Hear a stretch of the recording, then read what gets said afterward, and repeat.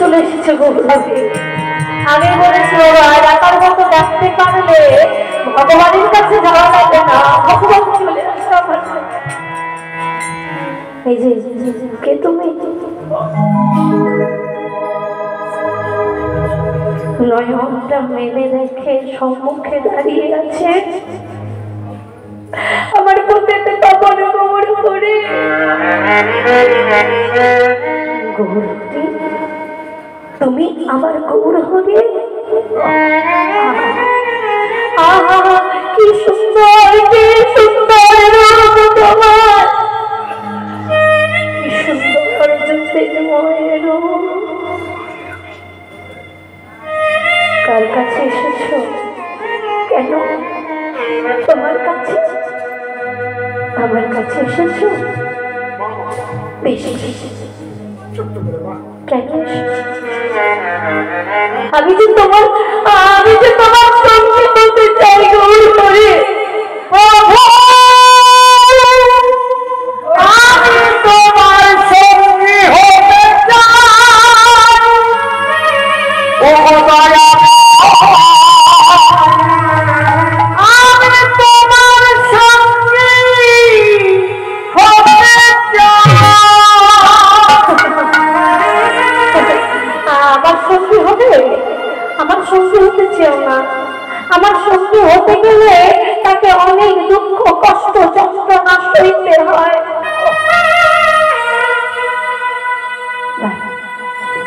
পারবে পারবে, তার চেয়ে বরং ঘরের ছেলে ঘরে ফিরে যাচ্ছে।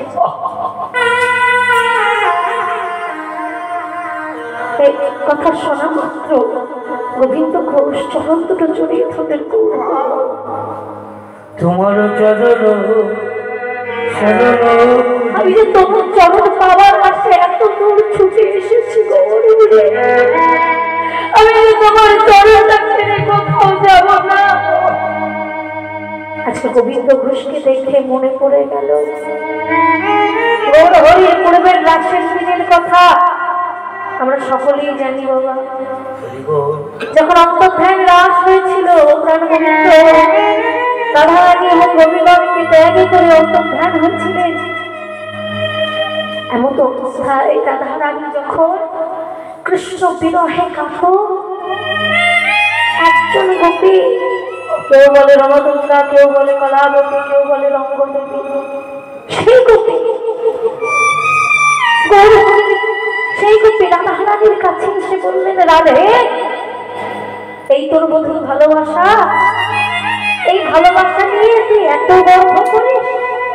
শোন রাধে, আজকে যে তোর বন্ধু তোকে ছেড়ে চলে গেছে, তোর বন্ধু যদি আর ফিরে না আসে, না না না, কৃষ্ণ যে শুধু আমার, কৃষ্ণ যে আমাকে ছেড়ে কোথাও যেতে পারে না, আমার জানি যে শুধু আমার।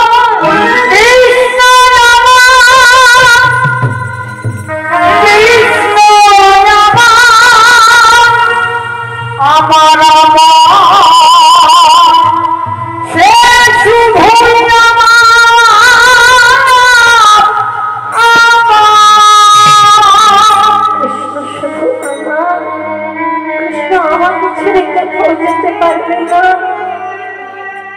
আচ্ছা রাধে, যদি তোর বধূ তোর কাছে না পেরে চুপ করতে, এত বড় স্পর্ধা, এত বড় স্পর্ধা রাধারানীর সম্মুখে দাঁড়িয়ে বলছি রাধারানীর কাছে কৃষ্ণ ফিরে দেবে, কৃষ্ণকে কাছে পেয়ে তাকে হারানোর যে কি যন্ত্রণা, কৃষ্ণকে কাছে পেয়ে তাকে হারানোর যে কি বেদনা। আমি কৃষ্ণ প্রেয়সী রাধারানী তোকে অভিশাপ দিলাম, কৃষ্ণকে কাছে পেয়ে তুইও হারাবি, কৃষ্ণকে কাছে পেয়ে তুইও হারাবি, কৃষ্ণকে কাছে পেয়ে তুইও হারাবি। আচ্ছা এই অভিশাপটা যদি আমাদেরকে রাধারানী দিত, তাকে হারাবো তাতে দুঃখ নয়, তাকে হারাবো তাতে কষ্ট নয়, কিন্তু একটা দিনের জন্য হলেও তো ওই গোবিন্দ চরণ, ওই কৃষ্ণ চরণের সেবা করতে।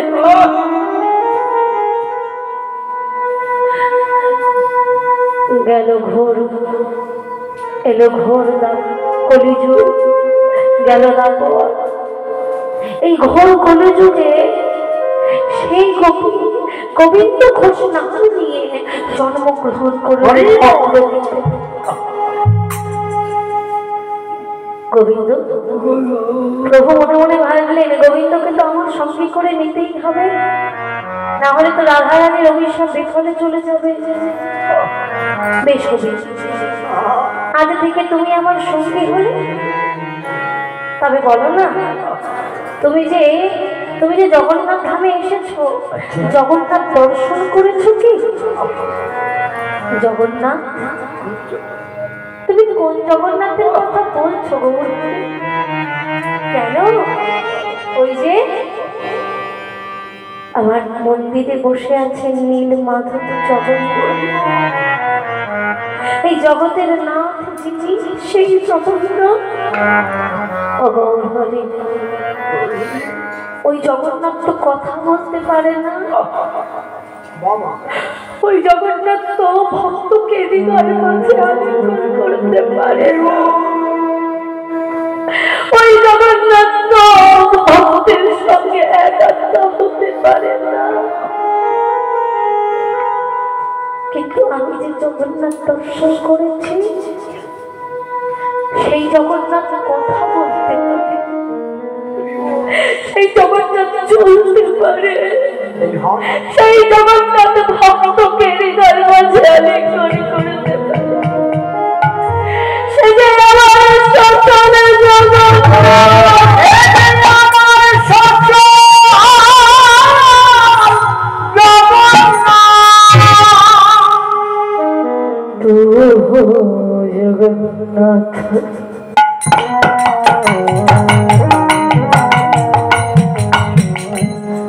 এ জগতে প্রভু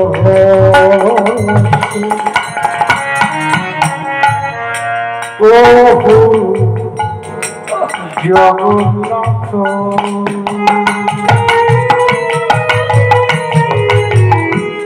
এ জগতে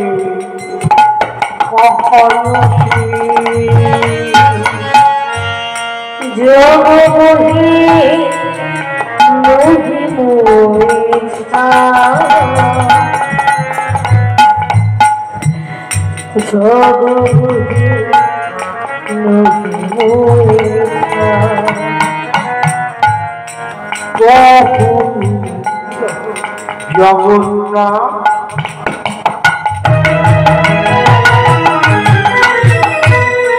এ জগতে অহয়সী, জগবহি মোছা,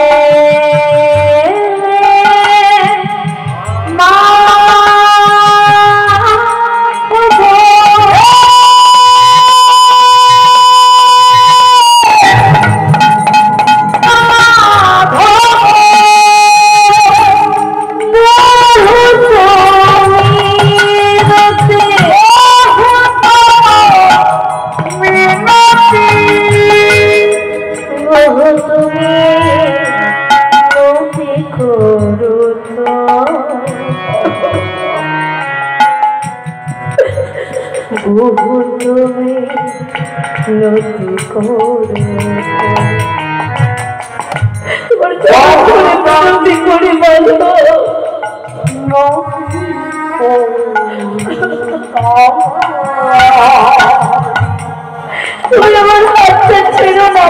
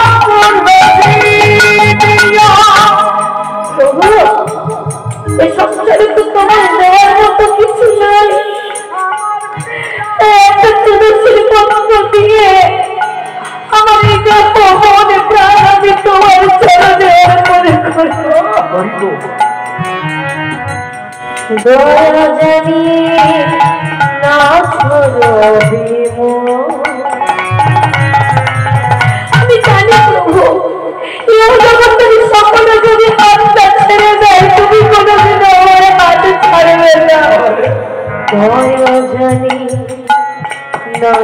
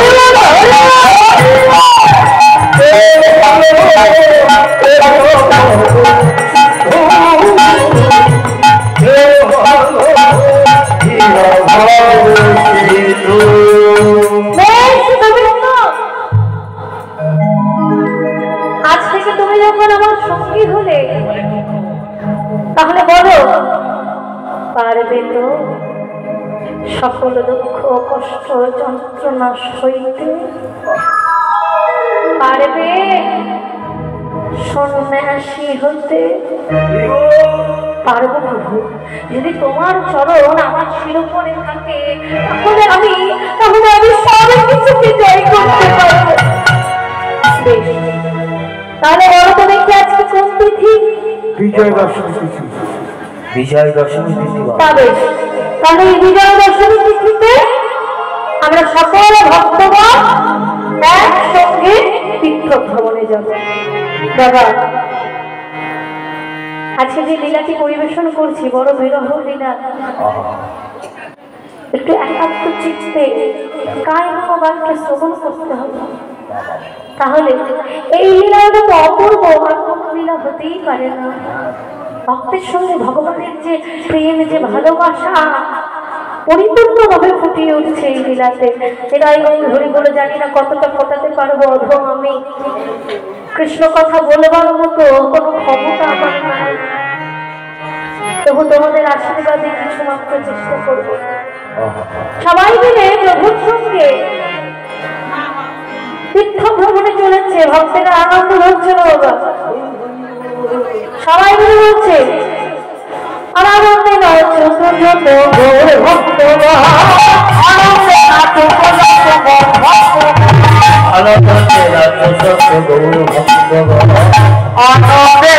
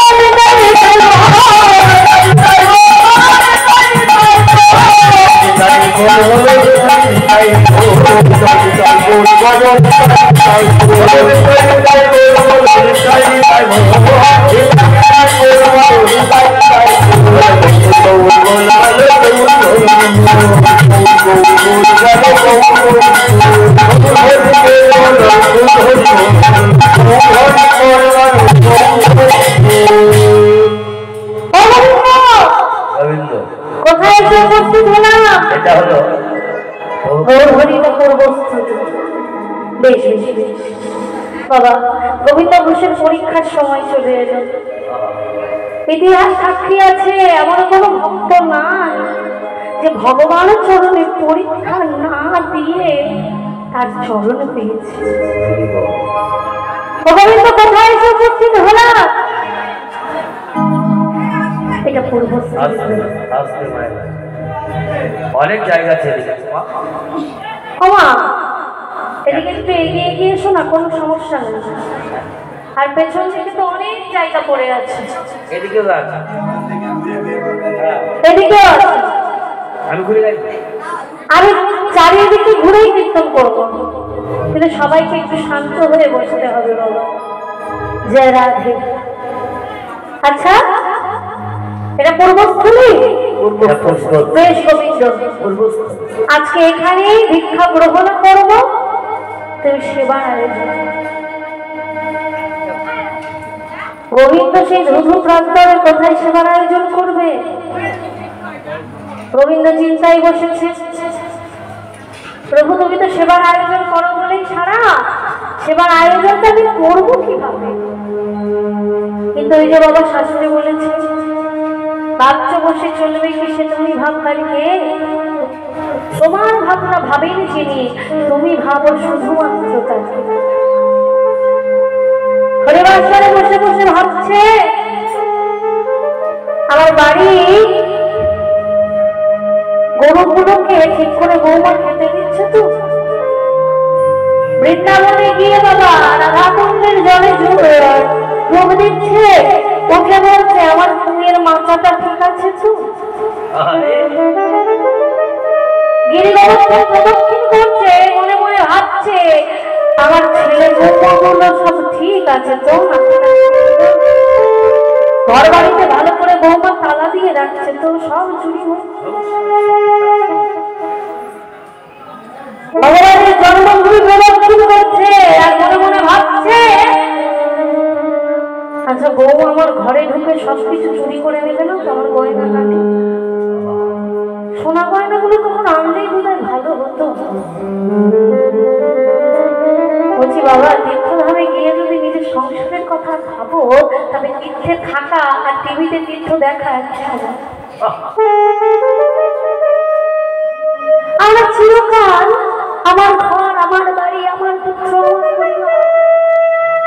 আমার আমার করে বুঝিতে নাহি পারি, আমাকে আছে কোন রতন? কোন শক্তি বলে বেড়ায় চলে বলে, যার অভাবে হবে এতে বুঝতে পারছি না যে এই যে আমি আমার আমার আমার আমার করে করছি, এই আমার বস্তুগুলো আদত আমার নয়।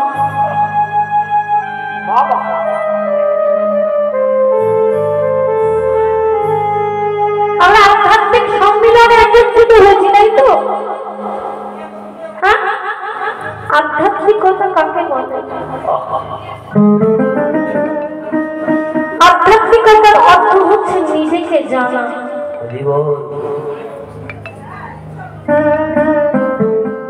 তিনটে কথা আছে বাবা, আধ্যাত্মিক, আদি দৈবিক, আদি ভৌতিক। সমস্ত ব্যাখ্যা সব জায়গায় তো করা সম্ভব নয়, ছোট মুখে অনেক বড় বড় কথা হয়ে যাবে, তখন অপরাধ হবে। তাই যতটুকু সম্ভব ততটুকু বলি। শ্রী গুরুর চরণ আশ্রয় করে তার কাছ থেকে এগুলো জেনে নিতে হয় বাবা। আধ্যাত্মিকতার অর্থ কি? নিজেকে জানা। আমি কোথায় ছিলাম, কোথায় আছি, আর কোথায় যাব। কোথায় ছিলাম বাবা সকলেই জানে, যদিও সেই বিষয়গুলো আমি আর ভেঙে বলবো না। কোথায় এলাম?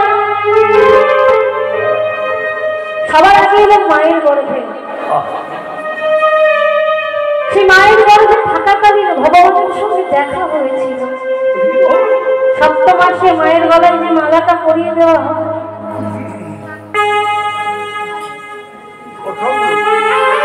সেই মালাটা কার গলায় পরানো হয়? মায়ের গলায়। গর্ভে যে সন্তান আছে তাকে পরানো। সেই দিন মহাপ্রভু সেই 7 মাসের বাচ্চাটার কাছে আসে গর্ভের মধ্যে। হ্যাঁ রে, তোকে যে ধরাধামে পাঠাচ্ছি ওখানে গিয়ে তুই কি করবি? এখন তো সমাজ ব্যবস্থা নিয়ে একটা কথা বলি বাবা, অপরাধ নিও না। যে সপ্তম মাসে 7 ভক্ষণের সময় ভগবান আসেন, সেই দিনটা আমরা কি করছি? আগেকার মায়েরা করতো বাবা, বৌমাকে নিয়ে কোনো গুরু আশ্রমে গিয়ে কিংবা ভগবানের কাছে গিয়ে তার প্রসাদ নিয়ে আগে বৌমাকে সেবা দিত। আর এখনকার মায়েরা ওরা কি করছি আমরা? দোষটা শুধু সন্তানের নয়, একটা সন্তান যখন জন্মগ্রহণ করে তখন তার মস্তকটা থাকে সাদা পাতার মতো, আমরা যা লিখে দেবো সেটাই নোট হবে। যে মায়ের গর্ভে সন্তানটা আসবে সেই মাকেও ভক্তি ভক্তি হতে হবে, না হলে সন্তান হবে না। এখনকার মায়েরা কি করছে বাবা?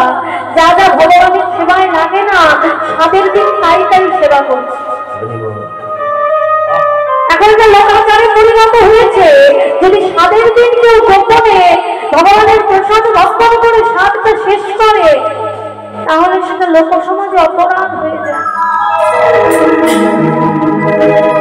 আচ্ছা বাবা, ভগবানের সেবায় লাগে না এমন বস্তু যদি আমি সেবা করি তাহলে ভগবান কি সেদিন আসবে? তাহলে আমার গর্ভের সন্তানটাকে তো আমি নিজেই কুপথে ঠেলে দিচ্ছি। আমি বলছি না লোকাচার করো না, বলছি না, তবে 7 মাসে 7 মাসে তো ভগবান আসে। ওই 7 মাসে যেদিন 7 ভক্ষণ হয় সেদিন কৃপা করে ভগবানের সেবায় যা লাগে তাই সেবা করো। হ্যাঁ, অনুষ্ঠানটা করতে হয় আমাদের, আমি বারণ করবো না বাবা, অনুষ্ঠান করো, তবে সমস্যা আছে, সমস্যার সমাধানও আছে। 7 মাসে যখন ভগবান আসে, 7টা হয়ে গেল ভগবানের প্রসাদ সেবা করে, অন্য একটা দিন দেখে আমরা অনুষ্ঠান করতেই পারি, কেউ বারণ করছে না। কিন্তু 7-এর সময়টা যখন ভগবানের সঙ্গে দেখা হয় সেই সময়টা দয়া করে লোকাচারের খাতিরে এমন কিছু সেবা করো না যা ভগবানের সেবায় লাগে না, যাতে ভগবান বাধাপ্রাপ্ত হয় তোমার সন্তানদের সাথে দেখা করতে। মায়ের গর্ভ থেকে ভূমিষ্ঠ হলাম কোথায়? আর একজন মায়ের কাছে, এই ধরিত্রী মা তো না, ধরিত্রী মাতা, তার গর্ভে আসে। এবার এখানে এসে আমি কোথায় যাব সেটা নির্ভর করবে আমার কর্মের উপর। ভগবান এত সুন্দর একটা দেহ দিয়েছে বাবা, সেই দেহটাকে আমরা যদি সঠিক কাজে ব্যবহার না করতে পারি, এই যে আলো জ্বলছে, এই আলো কিন্তু পড়াশোনার কাজে ব্যবহার হয়। আজকে এই হরিবাসরে আলো জ্বলছে, ভক্তের বদন আমি দেখতে পাচ্ছি, ভক্তরা আমার বদন দেখতে পাচ্ছি। এই আলো মন্দিরে দেওয়া হয় যাতে কৃষ্ণ চরণ সবাই দেখতে পায়। আবার এই আলোতেই কত মানুষকে আর একজন মানুষ খুন করছে। একজনের গলায় ছুরিটা বসাতে গেলে তো আলোর দরকার, চোখে যদি দেখতে না পায় তাহলে ছুরিটা মারবো কি করবো? তাহলে আলো লাগছে। আবার এই আলোর দ্বারাই কিভাবে একটা মানুষের ক্ষতি করতে পারবে সেই ট্রেনিংটা করছে। তাহলে এতে কি আলোর দোষ? দোষটা আমাদের মানসিকতার, আমাদের দোষ। কলি ভালো বাবা, বলে অনাচারী, ব্যভিচারী, দুরাচারী, কিন্তু কলি ভালো, কারণ কলি যুগে হরিনাম প্রচার হয়েছে। আমরা যদি কলির খারাপ দিকটা নিই তবে আমাদের খারাপ হবে। আর যদি মনে মনে ভাবি হ্যাঁ কলি যুগে আমরা একাধারে 4টি যুগের যারা যারা যুগ অবতারের নারায়ণ, রাম, কৃষ্ণ আর গৌর হরি, এই 4 জনকে একসঙ্গে ভজনা করতে পারছি, এই হচ্ছে কলিযুগের 1 নম্বর উপকার। দ্বিতীয় উপকার, এখানে কলিযুগে অন্যান্য যুগে যেমন তপস্যা করতে হতো, যাগযজ্ঞ করতে হতো, শৃঙ্গার করতে হতো, কিন্তু এখানে বলিলে যদি কেউ ভক্তিপূর্ণ চিত্তে দুঃখটা নয়ন বাড়ি ফেলে কৃষ্ণ কৃষ্ণ বলে ডাকতে পারে, তাহলে সে কেন বাবা? তার গোটা পঞ্চপুরুষ সবাই উদ্ধার হয়ে যায়। এটাই গৌর হরি বল, হরি বল, হরি বল, হরি বল। একটা বংশে যদি একজন ভক্ত জন্মায় যে প্রকৃত ভক্ত, কৃষ্ণ ভক্ত হতে গেলে কি কি লাগে বাবা? কৃষ্ণ ভক্ত হতে গেলে বেশি কিচ্ছু লাগে না। মালা যত্ন ধারণ করতে হয় না, নিরামিষ সেবা করতে হয় না। মালা চন্দন ধারণ করলেই বৈষ্ণব হওয়া যায় না। যার হৃদয়ে কৃষ্ণ জনিত জ্ঞান রয়েছে, যার হৃদয়ে কৃষ্ণ জনিত জ্ঞান রয়েছে, যে বিষ্ণুকে ছেড়ে, যার মুখে সদা সর্বদা হরি কথা কৃষ্ণ কথা, যারে দেখলে মুখে আইছে কৃষ্ণের নাম, জানি শ্রী শ্রীরাম বৈষ্ণব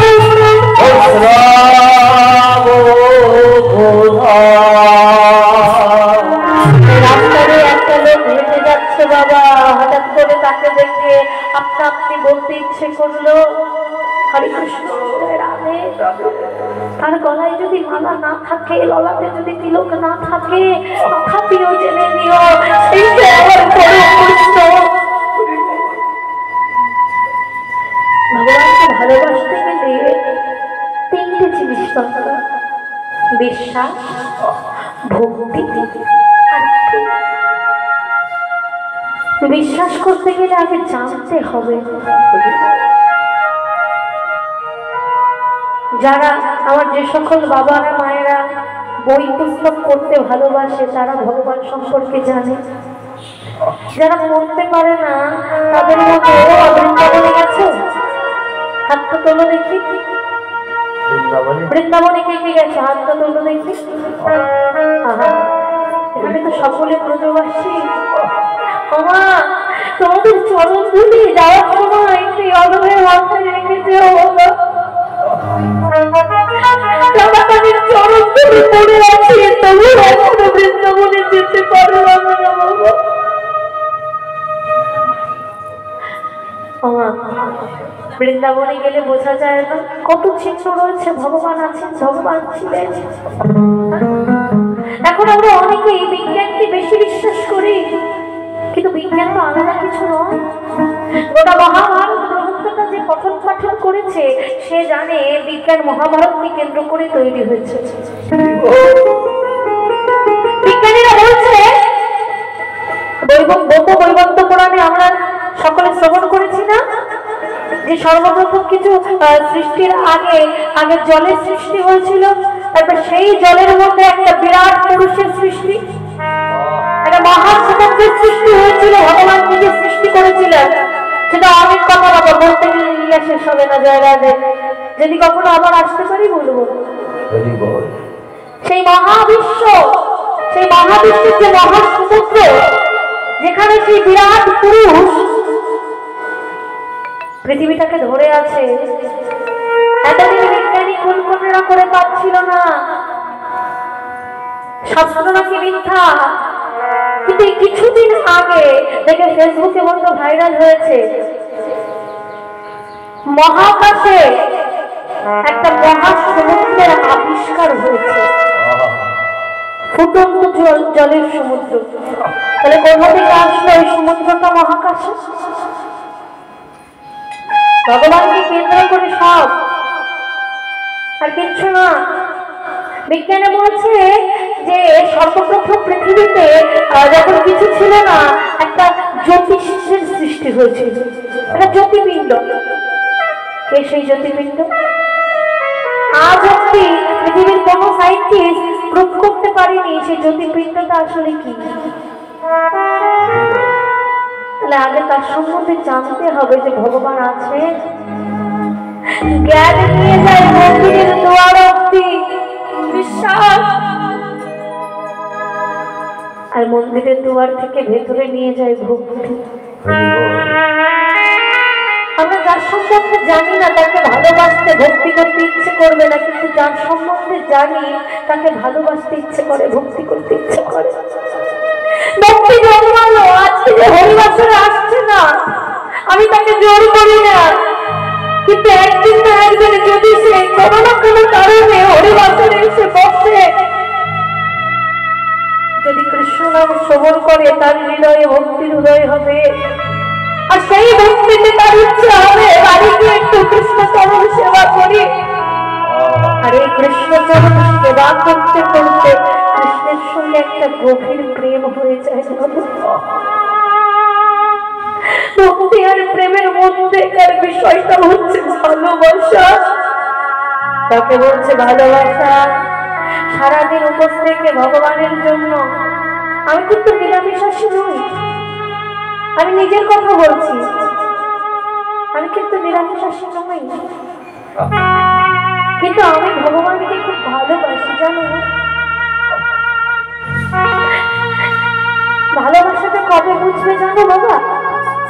যেদিন যেদিন দেখবে ঘুম থেকে ওঠা মাত্র কৃষ্ণ বদন না দেখলে হৃদয়টার মধ্যে আকুলি বিকুলি হচ্ছে,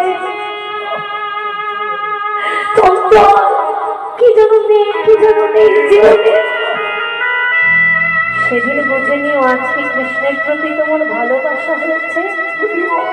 আরে কৃষ্ণের প্রতি যখন ভালোবাসা আসবে, ধীরে ধীরে আসছে প্রেম। প্রেম কাকে বলছে? কৃষ্ণ সেবাই লাগে না এমন কোন বস্তু যেদিন নিজের বদন থেকে আর গলা থেকে নিচে নামবে না। কৃষ্ণ সেবাই লাগে না এমন কোন বস্তু যেদিন আর সেবা করতে পারো না।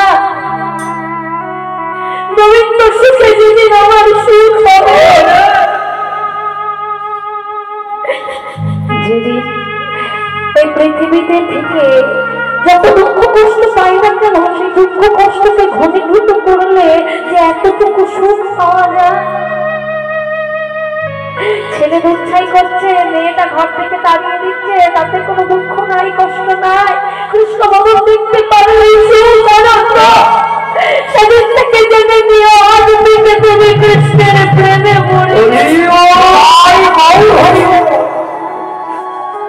বাবা ভালোবাসা একরকম, কিন্তু যদি কারোর সাথে কোনোদিনও প্রেম হয়ে যায়,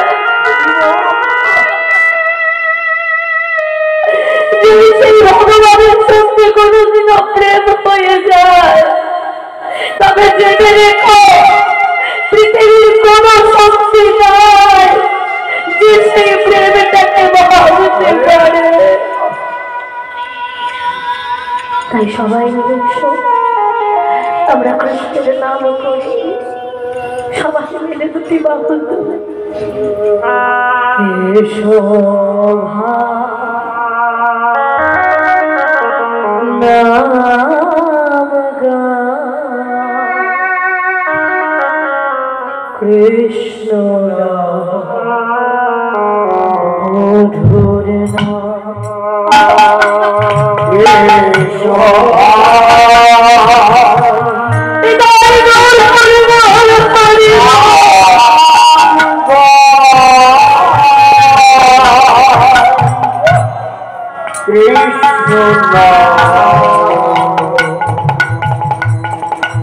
মধুর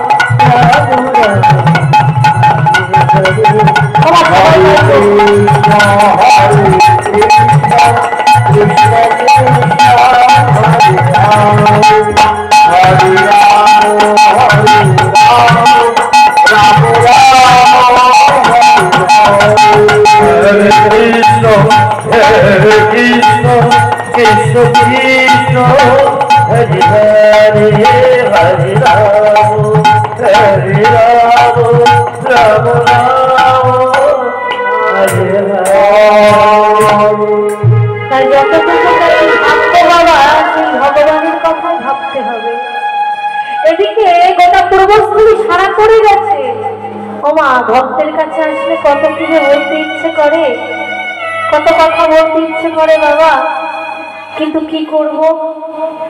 আগেই বলেছি আমার মা কীর্তনিয়া শ্রীমতী যমুনা মণ্ডল, আমার মায়ের প্রোগ্রাম আছে মা সন্ধ্যেবেলা সেই তারকেশ্বরের ওই দিকে, তাই আমাকে যে বেরিয়ে যেতেই হবে তোমাদেরকে ছেড়ে, তাই আমি লীলায় প্রবেশ করলাম। এদিকে গোটা পূর্বস্থলী সারা পড়ে গেছে। গৌর এসেছে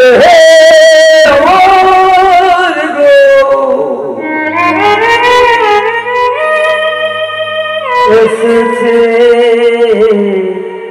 আমার গৌর এসেছে যার যতটুকু সামর্থ্য মাথায় করে নিয়ে ছুটতে ছুটতে আসছে।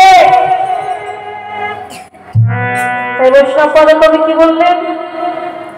আমি চলো তো শতপুর ভগবান,